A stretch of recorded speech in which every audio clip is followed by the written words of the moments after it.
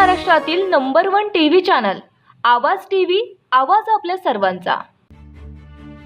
शिरपूर शहरातून चोरीला गेलेल्या तब्बल 1 कोटी रुपयांचे 2 हायवा डंपर शोधण्यात शिरपूर शहर पोलिसांना मोठे यश आले आहे। शहरातून हायवा चोरीला गेल्यानंतर पोलिसांनी वेगाने तपासाची चक्रे फिरवत थेट राजस्थान आणि हरियाणा गाठले। या धडक कारवाईत पोलिसांनी एका आंतरराष्ट्रीय हायवा चोर टोळीचा पर्दाफाश केला असून या प्रकरणी 4 सराईत गुन्हेगारांना अटक करण्यात आली आहे। त्यांच्याकडून चोरीचा मुद्देमाल देखील हस्तगत करण्यात आला आहे।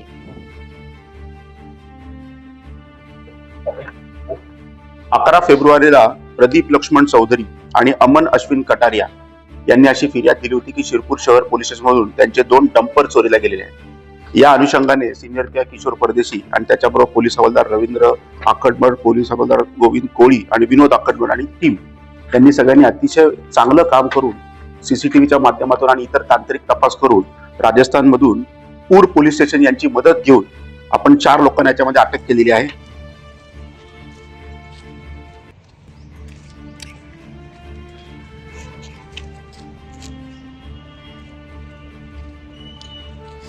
रोजच्या ताज्या घडामोडींसाठी आवाज टीव्हीला सबस्क्राईब करा आणि बेल आयकॉन प्रेस करा।